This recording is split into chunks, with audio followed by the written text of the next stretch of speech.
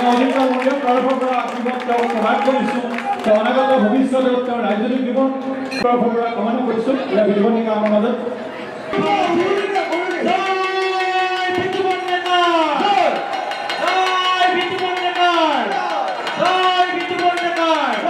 অসমীয়া স্বাভিমান এখন ফুলাম গামোচাৰ মূল্য কিমান হ'ব পাৰে বাৰু?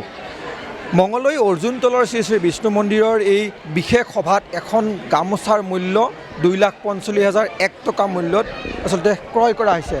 এইখন এখন গামোচা, যিখন ফুলাম গামোচা মূল্য 2,45,001 টকাত ক্ৰয় কৰিছে দৰং জিলা পৰিষদৰ সদস্য বিতুপন ডেকাই ক্ৰয় কৰিছে। এখন আচলতে গামোচা নহয়, এখন বস্ত্ৰ। আমি কথা পাতিবলৈ চেষ্টা কৰিম। ইতিমধ্যে এই বস্ত্ৰখন উন্মোচন কৰা হৈছে। আমি কথা পাতিছোঁ। অৰ্জুনতল বিষ্ণু মন্দিৰত আজি দ্বাদশবাৰ বাবে এনেধৰণৰ অনুষ্ঠান হৈছে আৰু বিশেষকৈ এখন দেৱবসন। এই দেৱবসনখন যি ঘৰত ৰাখে, প্ৰবাদ আছে যে তেখেতসকলৰ ঘৰত শান্তি, সমৃদ্ধি, সুখ হয় আৰু এই দেৱবসনখন নিবৰ কাৰণে অজস্ৰজনে চেষ্টা কৰে আৰু আজি তেখেতে 2,45,001 টকা দি যিটো দান বুলি ক'ব লাগিব, তেখেতৰ ঘৰলৈ অন্ততঃ শান্তি সমৃদ্ধিৰ কাৰণে যিটো বিশ্বাস, সেইকাৰণে নিয়া হৈছে। আৰু এই শুভ মুহূৰ্তত মই উপস্থিত আছিলোঁ আৰু বিশেষকৈ মই কৈছোঁৱেই যে মনৰ যি অসায় অসন্তা সেইখিনি যদি আঁতৰি থাকে তেতিয়াহে জীৱনটো শান্তি হয়। গতিকে মই আশা কৰিছোঁ যে অৰ্জুন যি বিষ্ণু মন্দিৰত এই অনুষ্ঠানভাগে আয়োজন কৰা হৈছে প্ৰতি বছৰে হওক আৰু সকলো উদ্যোক্তাক মই ধন্যবাদ জনাইছোঁ। কথা পাতিবলৈ চেষ্টা কৰিম। প্ৰথমে দেখুৱাই লৈছোঁ গামোচাখন এখন দেৱবস্ত্ৰ আৰু এইখন বিতুপন ডেকাই ক্ৰয় কৰিছে। বিতুপন কৈছোঁ মোৰ মানে এনেকুৱা ভাৱ নাছিল, কিন্তু কথাটো হ'ল মোৰ অৰ্জুনতল মন্দিৰৰ প্ৰতি এটা মোৰ বিশ্বাস আগৰ পৰা পৰম্পৰা যিটো চলি আছে আৰু সেই বিশ্বাসটো মোৰ বহুত বছৰ আগৰ পৰা আছে। যেতিয়া মানে মই এনেকুৱা হয় ভাগ্য দি টাইমটোত মোৰ নিমিলে। মই যোৱা বছৰো আমাৰ বন্ধু হিৰণ্যদেৱক এটা সুধিছিলোঁ, ডাকটোৰ টাইমটো যেতিয়া মই ফোন কৰিলোঁ অলৰেডি ডাক হৈয়ে গ'ল। যোৱা বছৰো মই এটা ভাৱ আছিল মনত, কিন্তু কথাটো হ'ল শক্তিটো নাছিল। অৱশ্যে ভাৱটো আছিল কিন্তু শক্তিটো নাছিল।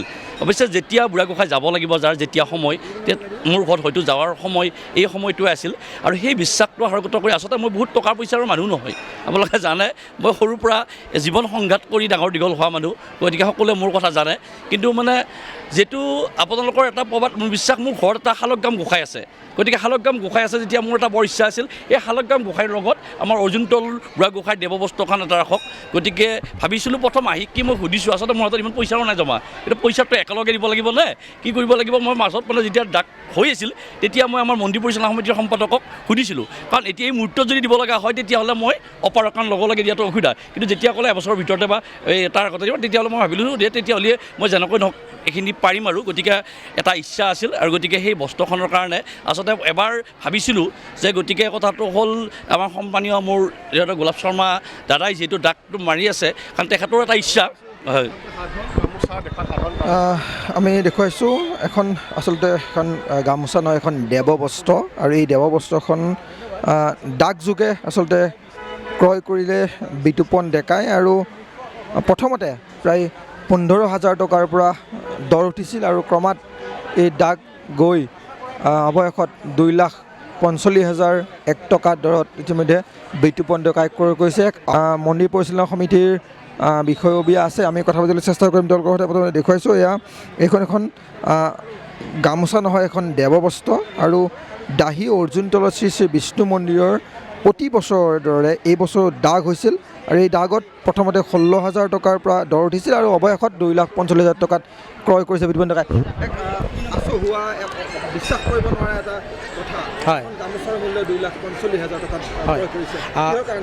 আচলতে আমাৰ মন্দিৰটোৰ আমি সৰুৰ কালিৰ পৰাই শুনিছোঁ, 1864 চনতে প্ৰতিষ্ঠা লাভ কৰা এই মন্দিৰটোৰ আচলতে আগৰ পৰাই এটি প্ৰবাদ আছে যে আমাৰ এই অঞ্চলৰ বিভিন্ন মাৰি মৰক, ধুমুহা, বতাহ, বৰষুণৰ পৰা আমাৰ এই অৰ্জুনতল মন্দিৰটোৱে আমাক ৰক্ষা কৰি আহিছে। আৰু এই গামোচাখন যিগৰাকী সন্মানীয় ভক্তই লৈ যাব, তেখেতসকলৰ বাসগৃহত প্ৰতিষ্ঠা লাভ কৰিব, তেখেত এই গামোচাখন নিলে আমাৰ মন্দিৰৰ বুঢ়াগোসাঁই নিজে গৈ তাত প্ৰতিষ্ঠা লাভ কৰে বুলি এটা বিশ্বাস আছে। আৰু ইতিমধ্যে পূৰ্বৱৰ্তী বছৰসমূহত যিকেইগৰাকী ভক্তই গামোচাখন নিছে তেখেতসকলৰ যথেষ্ট জাক জমক ক্ৰমাগত অৱস্থা হৈছে ঘৰত। সেয়েহে এই একেটা বিশ্বাসতেই আজি 2,65,001 টকাত মাননীয় বিতুপন 45,001 টকা মূল্যত বিতুপন ডেকাদেৱে গামোচাখন লৈ গৈছে। আৰু আমি আশা ৰাখিছোঁ আমাৰ পৰম্পৰা অনুসৰি বা আমাৰ লোকবিশ্বাস অনুসৰি যিটো প্ৰবাদ চলি আছে যে তেখেতৰ ঘৰত প্ৰভু ভগৱন্ত আমাৰ বুঢ়াগোহাঁই প্ৰতিষ্ঠা লাভ কৰিব আৰু তেখেতৰ পৰিয়ালটোক আগন্তুক দিনত অতি মংগলময় এটা অৱস্থা এটা আনি দিব।